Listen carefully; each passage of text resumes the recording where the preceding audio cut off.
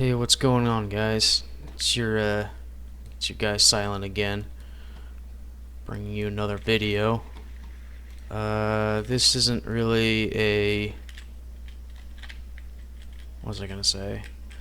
This isn't really a how-to video. This is just another stealth build that I did. I haven't made a video in all summer for months, and I decided to release an update on my last stealth build I released.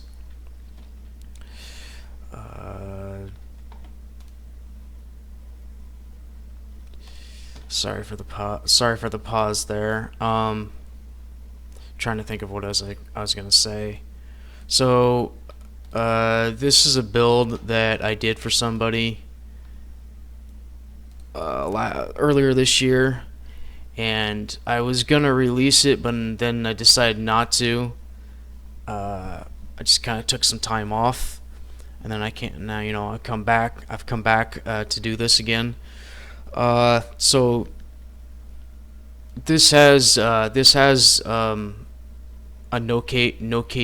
KV mode on it, like an updated version, I'd like to call it, from what I previously posted online. What else does it have? It has no KV mode installed, and then I also took a backend panel that somebody gave me several months ago, and I basically incorporated it into this build. So it looks like this here. It's pretty nice. It's got a nice setup here. What else was I gonna say?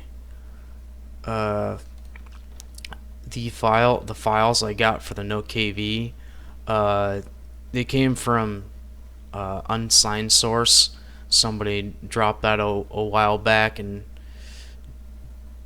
so nobody's really released anything that's publicly working. So I took the code and fixed it up and put it in here for you. So really anybody should be able to use this. It's pretty solid. There is no. I mean, I've got cheats, old XE cheats with this built into this, but this is just here as a sample for you. You'll have to get your own engine. There's no source files, but you'll have to get your own engine and stuff. I'll show you the cheats in a moment when I pull up the Xbox Dash, so I can show you what it looks like.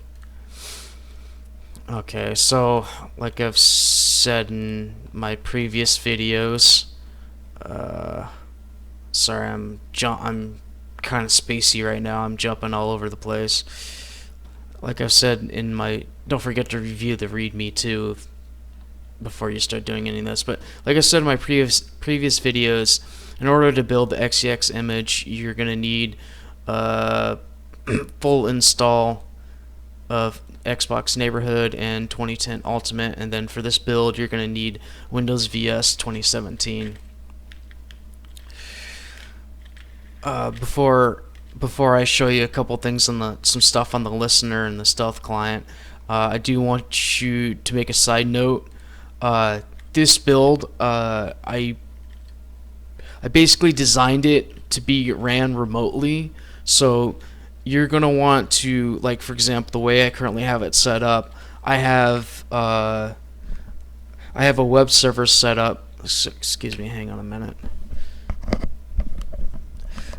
Okay, I have a web server set up on NFO, and then I have the listener running from a VPS. So Xbox connects to VPS, listener reaches out to the web server where the SQL backend and the panel are stored, and then sends information back and forth. That way, in case somehow your VPS gets hacked, the only thing they're going to be able to get from you is your listener. That's those files. That's the only thing that they're going to get off of you. That way, everything that's sent to your remote server is safe. what I would recommend doing is when you I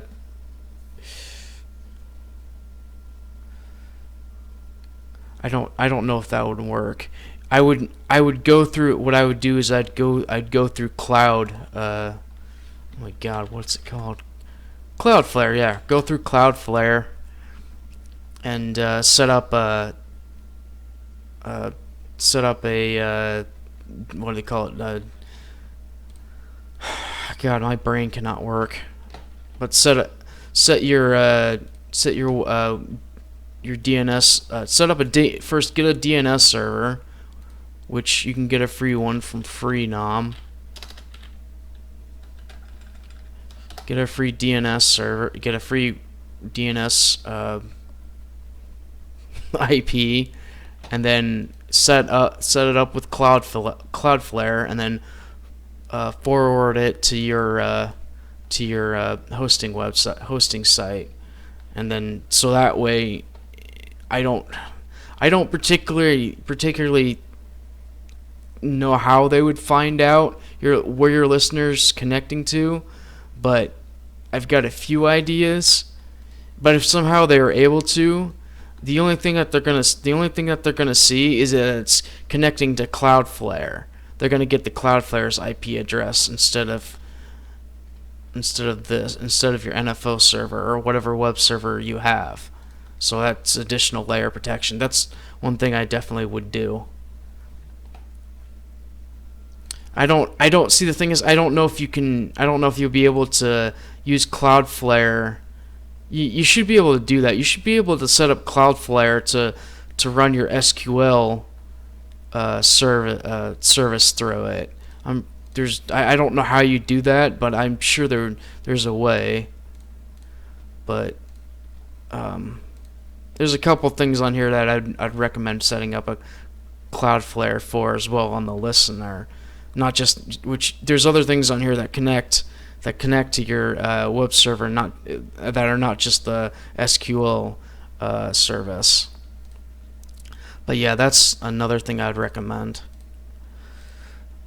Okay, so just kind of going down the line here. For this build, you're gonna put your MySQL info into listener, panel backend, and the auth config file. Okay, so that would be your username and password, plus the database and the SQL connection. So in here you want to put in the your SQL information to the config file here.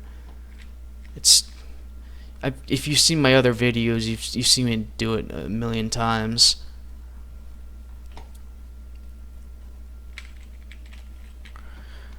And then the auth found in here for the listener is found in database.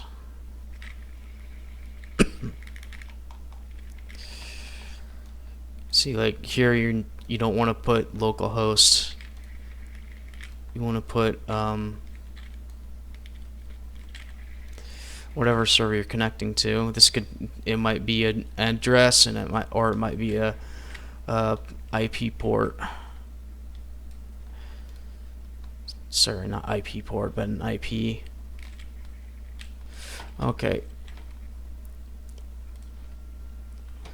So where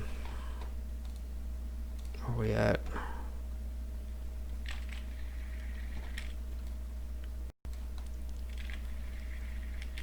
This might take a while. Yeah, see, that's pretty self-explanatory. I don't know how you could people still screw it up anyway. I don't know why.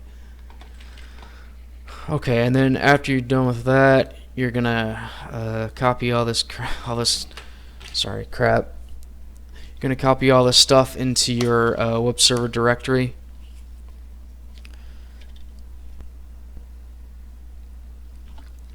The auth and the panel files.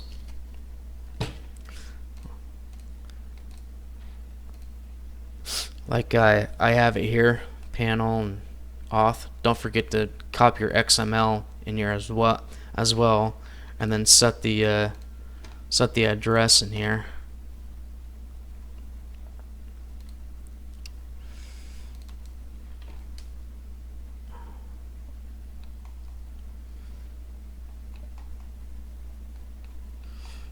Where's it at? Here it is. Yeah, set your server name and make sure you set your folders as well correctly. I don't know where they're at. Yeah, make sure you set these correctly like I've shown in other videos. Okay, and then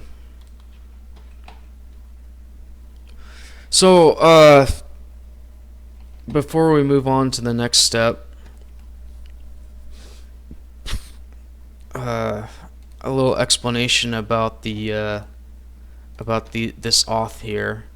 Okay, so you're gonna want to set this in your listener, the directory that you put it in. So it's gonna be up here.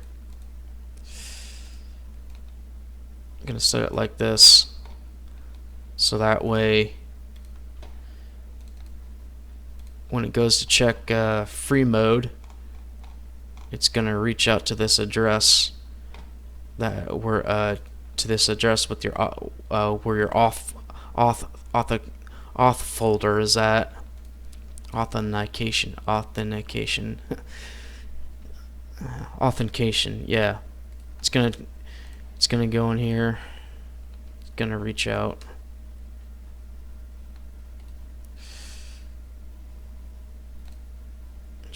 This one should be ran. Yes. See? Like that. God, I'm sorry. I don't know what is wrong with me tonight. I am usually more talkative and more provide. I'm better able to string my words better than I currently am. I don't know why I'm struggling with this, but I feel like you get the general idea. So I set this up. So I set this listener up so it'll reach out to this auth here, and then check to see if your server is in free mode or not. So if you actually look at the code down here, so like right here. Okay, so when somebody connects, it's gonna check and see if it's in free mode or not. I just wanted to explain this part to you because I'm sure that's gonna throw people off and make them confused when they look at this. Okay, and then going on to the next step. Okay, so the no KV mode, we're getting into that a little bit here. I'm gonna combine number 8 and number 3 here in this explanation. So for the no KV mode, it basically it has two when somebody connects, it has two methods. Okay, so one, if it's in free mode, this is designed, set up to check your local folder for the check your okay, well, let me back up a minute. How would I explain this? Okay, so if it's in free, there's basically two methods here. If it's in free mode, okay, the listener is gonna check the CPU folder, and if there's no if the client's CPU key is not in that folder, it's gonna automatically add it for you at the beginning once they connect, when they get to the authentication stage. Then when it gets to the next, it will be the KV. It will check for KV mode. your KV mode will be initialized. So if your server's in free mode, it's going to check that for that CPU key, and then in that CPU key text file, I'm just bringing it up for you.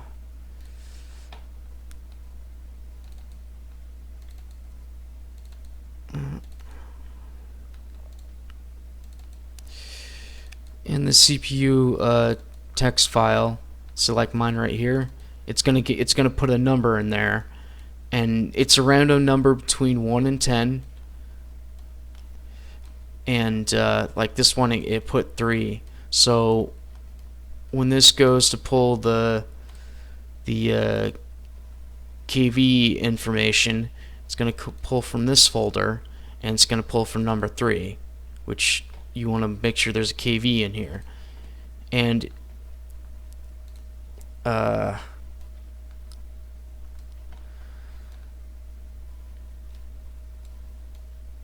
sorry, I'm freezing up a little bit. I'm trying to think about how else I would I'm jumping all over. I'm trying to figure how else I would explain this. Okay, so that's where it's going to check from.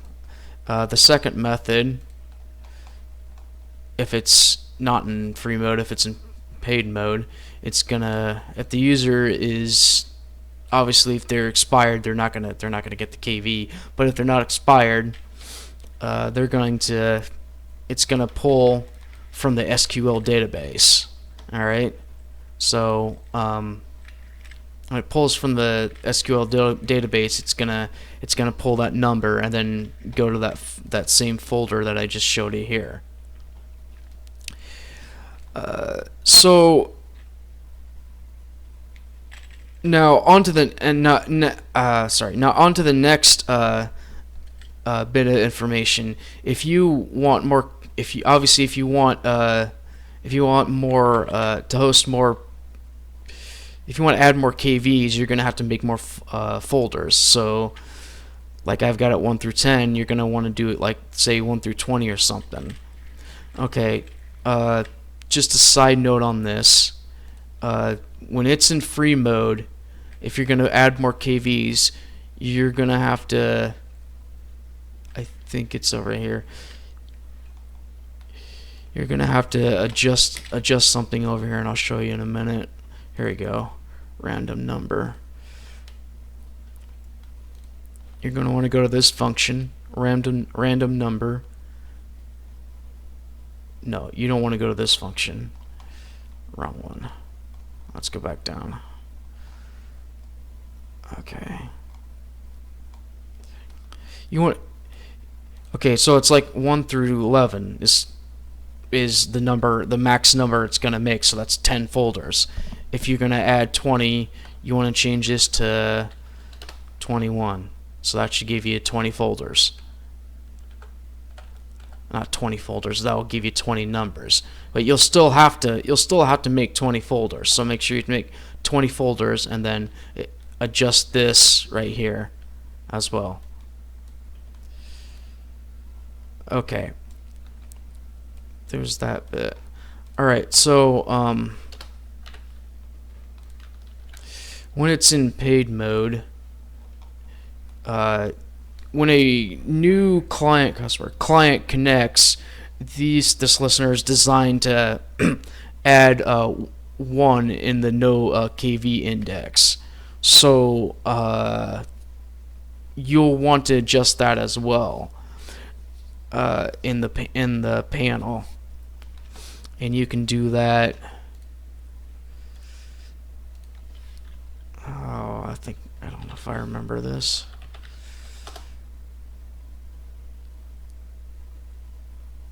You can do that in the panel, and I'll show you where it's at once I get logged in here.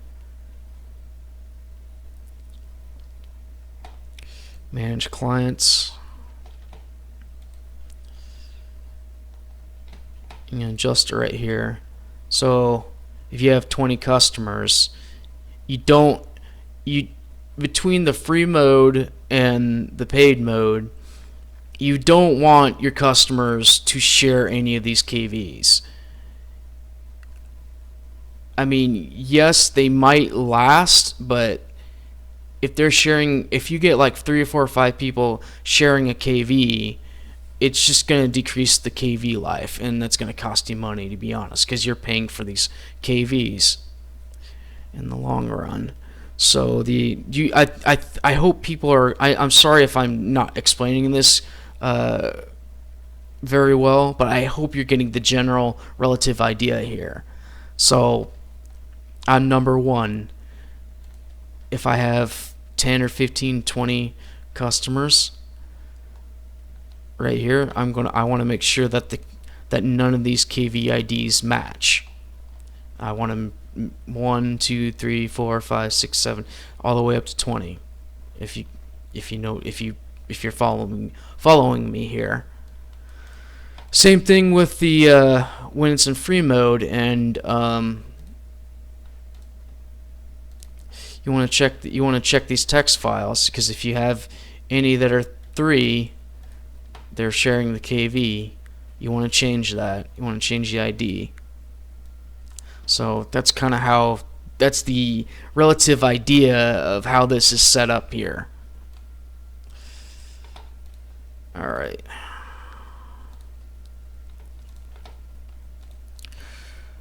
Well, is there anything else I wanted to explain?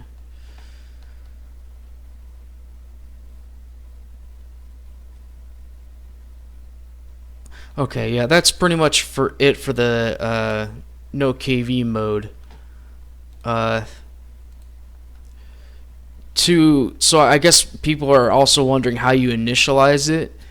To initialize the no KV mode, all the customer client, whatever you want to call them, all they have to do is remove their KV in HDD and on their HDD drive.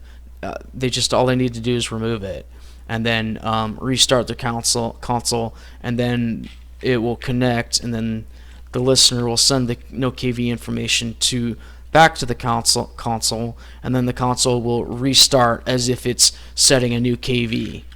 And then when they connect again, it's gonna, please advise them that they need to wait like 30 seconds for the system to run its course, because it takes a little bit longer than a normal KV to utilize to connect to live, to load up the dash and connect to live. Alright, hang on a minute.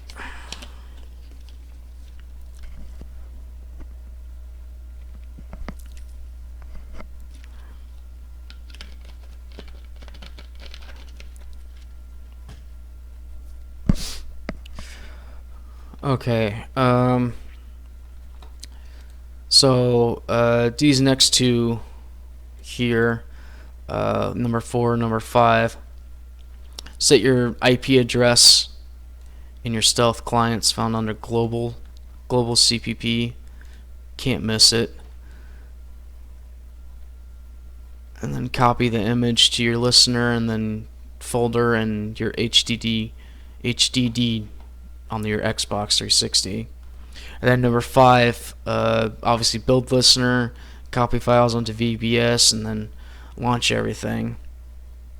Oh, and just a quick note, make sure that your stealth port, whatever you're using, and your SQL ports, that would be like 3306 and 80 and 443 are allowed through your VPS. Obviously make sure you enable your firewall. If you don't, I think you're high, but yeah, make sure you enable that. So, okay, and then connect your listener to test your connection. So just like I've done in my previous videos, if you don't quite understand how to do all this, please watch them. I recommend watching Stealth Tutorial 0. Watch that one. I clearly demonstrate how to do a lot of this basic stuff, because I know new people that have no idea how to do any of this are gonna watch this video. Okay, alright, now we're on to the number 7 here, set up your password for your panel. Okay, so your panel, it's SHA-512. Just use this website. Go to this website here, and set up your password.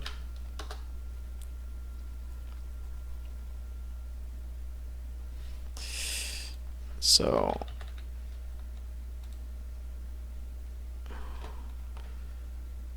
you're going to copy this long string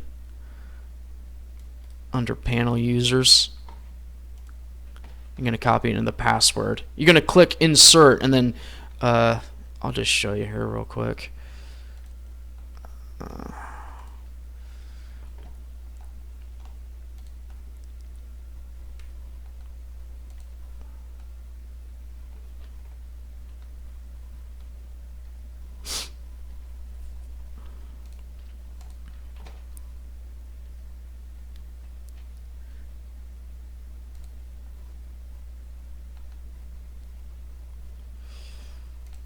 Alright, here we go. Panel users. Just click insert.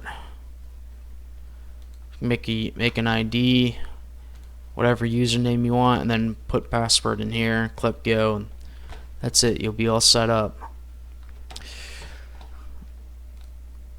Okay.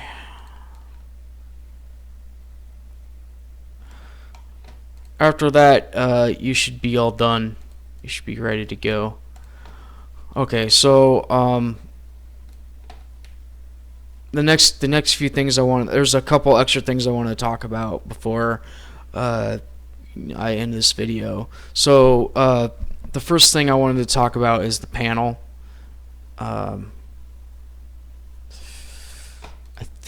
feel like I showed you everything on here.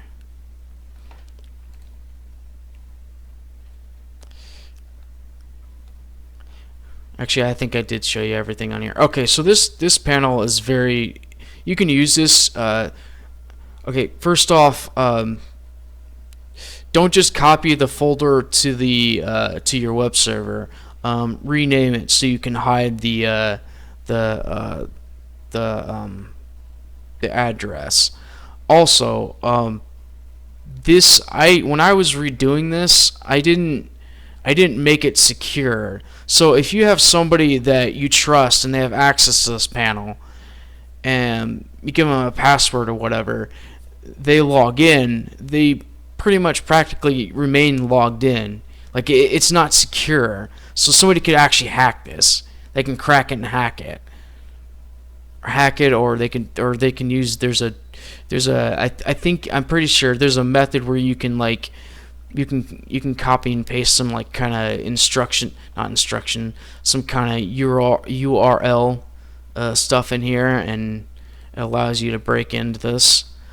Or you can actually log in on another VPS. I haven't tried that one out yet, but log in onto another VPS with the same panel, and then when you're logged into that panel, you can come over here to this panel,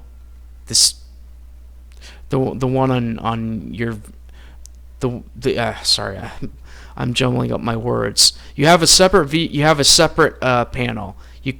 You log into that panel. You can copy and paste that URL into to your other panel. Obviously, so damn, I'm really struggling with this. So say I'm connecting to silent hosted NFO servers panel, and I have another one called silent GQ panel or something. Alright, so say I connected to this panel and I'm logged in. I can copy this part of it, okay, and then go to silent hosted my NFO server panel and enter this in here, even though I'm not logged in on this server, this panel here, and just hit enter, and it will log me in. I'm not exactly sure how all that works. I'd have to research it a little bit further to explain it, but you can do that and it'll allow you to log into this. So just for those guys out there that do obviously know how to code PHP a lot better than me, I'll let you figure out how to make it more secure. But other than that, I mean, the reason I really didn't make it secure is because the only people that are going to have access to this are you and your trusted friends. Like, there's no rhyme or reason why anybody else should be, using it. That's why it's called a backend. All right. Yeah, as you can see, this free mode here, checkbox. Yeah. Oh, I should explain the token system a little bit. Okay, so the tokens are 1, 7, and 31 days, and then lifetime. Lifetime is 500 days or greater. Those are the only tokens you can generate that will work. If you want to add more, you'll have to hard code it into the listener and the stealth client. Okay, so yeah, that's that. Okay, and then the very last thing I wanted to talk about and show you was what the dash looks like, and explain the rainbow a little bit, how I've got it set up.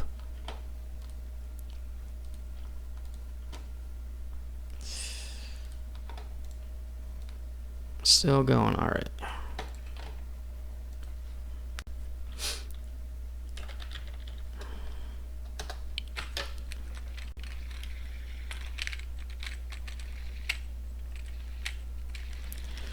This might take a few minutes to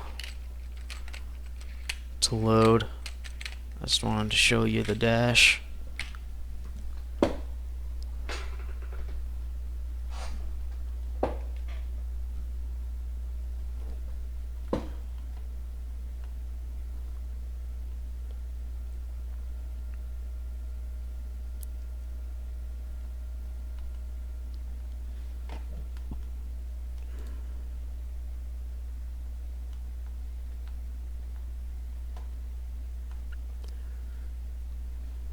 I got myself a PS4 the other day. I'm planning on, I still got it in the box, but I'm planning on modding that, moving over to that, and leaving the Xbox behind. Mainly because I want the free games.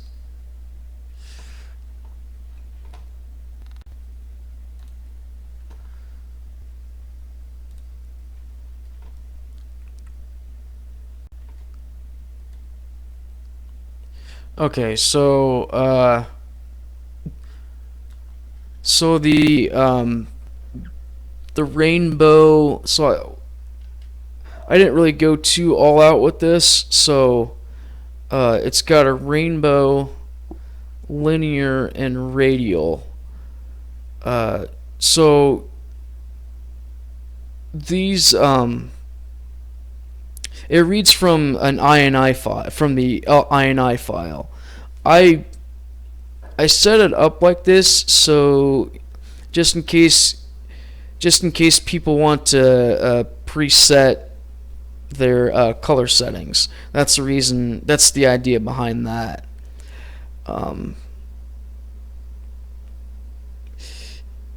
For whatever reason, I haven't been able to figure out yet. Even though I might press radial like this, it won't update the INI settings. I don't quite know why. I'm probably not going to bother to fix it because, let's be honest, what for? You can pretty much set it in the INI settings anyway yourself.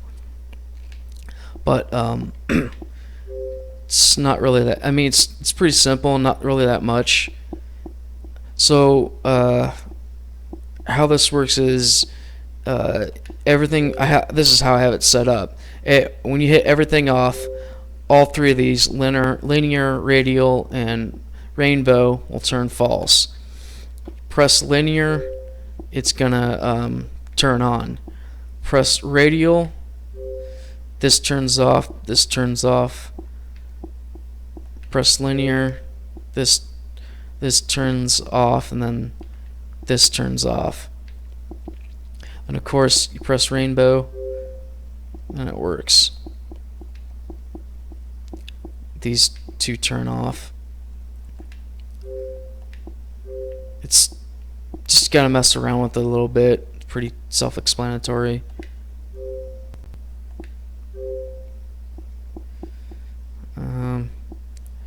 And then I do have a config menu installed here.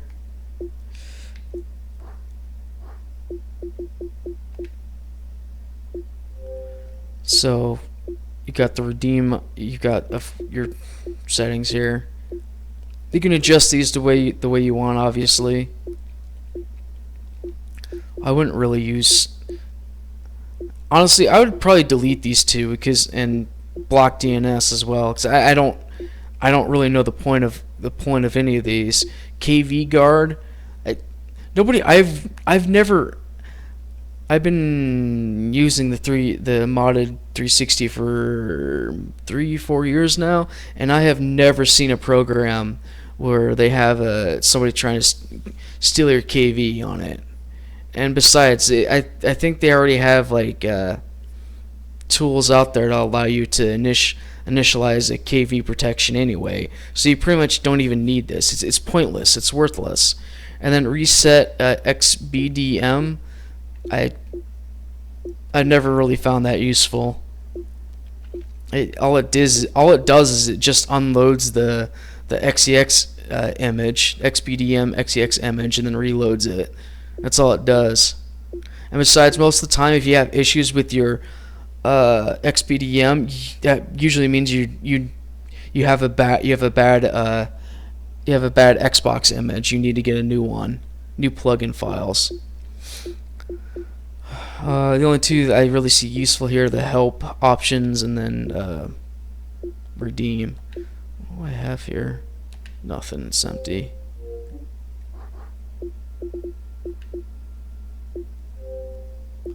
Also, I guess this message is to anybody that's new, that's just coming onto my channel and watching this video. If you want to change how everything looks, the colors, the user interface, you want to add your own pictures and stuff, watch my other tutorials. I explain how to do it. Let's see if this works. I think I've got this. Oh, okay, I'm in free mode. Alright, most of these all should be working. I should have probably took this one out, but no, not this one. It's this one, guide info. Okay, there is a guide info that I left in here, hard-coded. I just have it disabled. You'd have to re-enable it if you want to use it.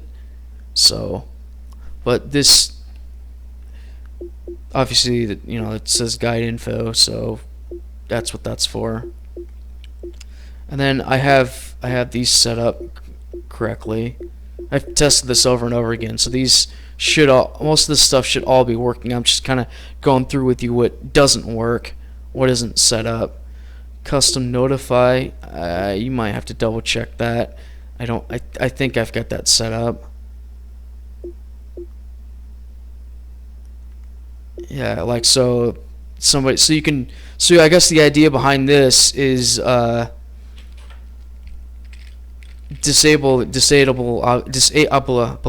obviously disable your notify. Okay, no, disable that.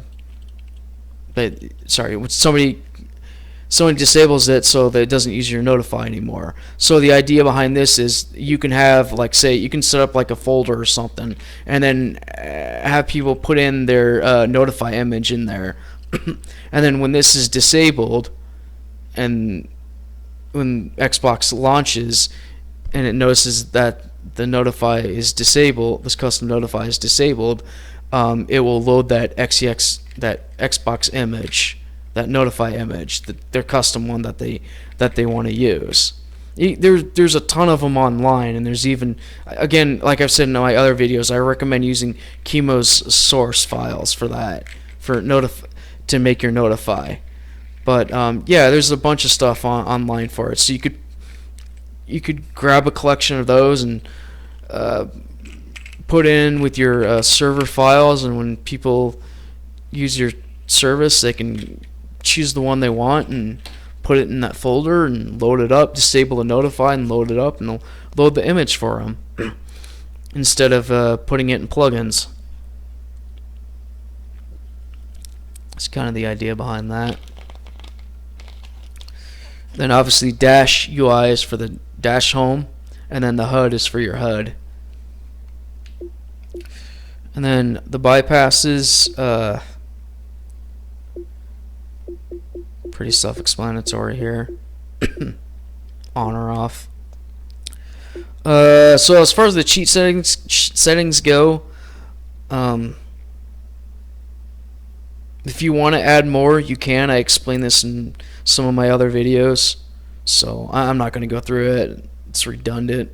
But if you just want to use it as it's currently set up, again, like I said at the beginning of this, there are no cheats pre-installed into this, so you'll have to add your own. And you can do this in a multitude of ways. You can have it ran from your VPS server. You can have it ran locally. But so like if you have a GTA, I know a lot of people, when they use these stealth sources, they already have a GTA mod menu, and they have people that actually connect to their own listener. So what you can do is you can create a folder, or you don't have to create a folder, but I just like to create a folder, and then so like when you have this enabled, and then GTA loads, your stealth is going to tell GTA to load up. I'm sorry. I'm explaining that. I'm oversimplifying that, to be honest. Oversimplifying. I'm making it's simple, and I'm making it too complex, is what I'm doing with that. But yeah, that's the idea behind that. Same thing with the cheats. Like, one thing I like to do with these cheats is I like to make a folder and then allow people to put in their own custom cheat engine or something that they like. They can put it in there. So like, say you can set it to load XEX image custom XEX. So when that's enabled, and then when Dash loads up, or whatever game they're loading, when Dash loads up, it will automatically load that their cheat engine that they like, without having to put it into plugins. I don't know. The sky's the limit with this. There's a number of freaking things you can do with this. And then obviously changes, just go to changes tab and enter whatever changes that you made to it. I was going to make it so you can like, I can, like, say on the panel, you can a panel or a text file or something on the server side, where you can enter in what changes were made, and then it'll just automatically pop up here under changes, instead of having to manually do it every time you build an Xbox image. But I decided not to. So, alright, that's pretty much what it looks like, and that's pretty much the grandio explanation. Like, that's running through some of what works and what doesn't work. So, and then I just should mention this too. So the primary, all this does is it does that. I can't remember for the life of me what that's called. Granite? No. It changes the texture to fill in solid with only one color. See, when it's like this, when it says primary, there's two colors. See, there's black and there's blue. Okay.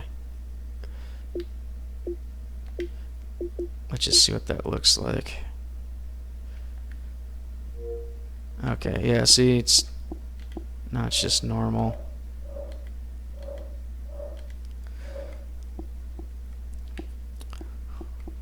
Also to mention, I'm not quite sure why it's doing this, but it might be my Xbox, it might be my profile. I'm not sure, but every time when I go to browse games, I get this error message. Just so you know, I I tried to fix it, but I didn't really try that hard. I didn't really bother. I didn't really bother to fix it because it's what for? I mean, if you want games,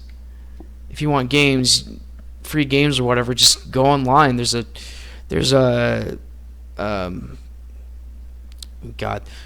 There's a whole database there's whole databases online that have all Xbox 360 games. So I don't really know anybody that's gonna like search for browse games and then download the game, like buy the game through the Xbox store. I just don't know anybody that's gonna do that, or unless they're what was I gonna say? Yeah, I don't know. I just don't see the point of this. The search games work pretty much perfectly fine. I don't know. Other complaints I get about stealth servers are when people try to launch applications like Internet Explorer. Like, who the hell uses that? You don't need to use that. Or watch Netflix and Hulu on your modded console. What for? There's really, you don't gain anything by that. And if you're looking to do something watch stuff for free or whatever, you might as well just use your Xbox One and download Kodi. It's phenomenal. You download Kodi and you can connect to these databases that pretty much get every video on the market down nowadays. I remember back in the day, you had to download videos, and then in order to watch it for free. Nowadays, they pretty much stream, and they actually have applications like Kodi you can stream it through.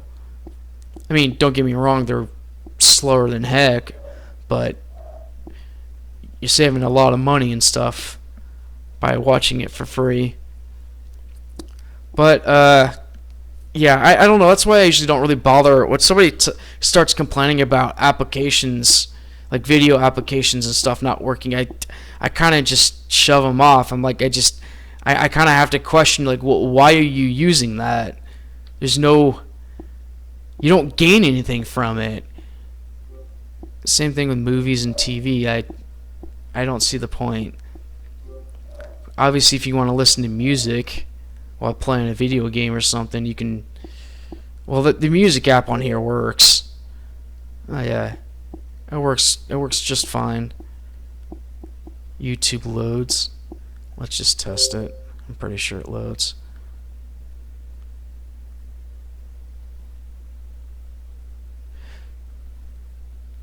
Yeah, it loads. Okay, so you should. Most of the games that I've used or loaded up on this server, most of them work. Now, see, that I understand. That obviously, I'm sorry, I'm going on and on about this.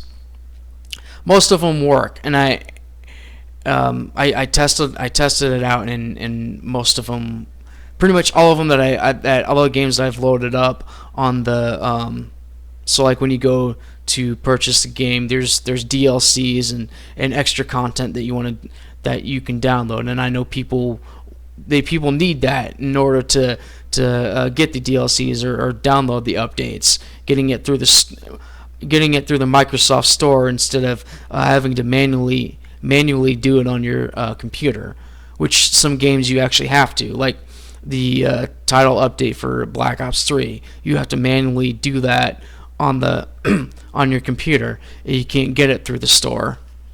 But for the most part, the store works mainly perfectly fine. I really haven't run into too many errors. So yeah, that is pretty much it.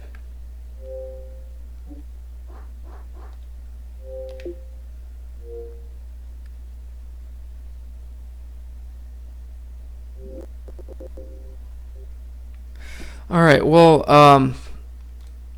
I hope you semi enjoyed this video.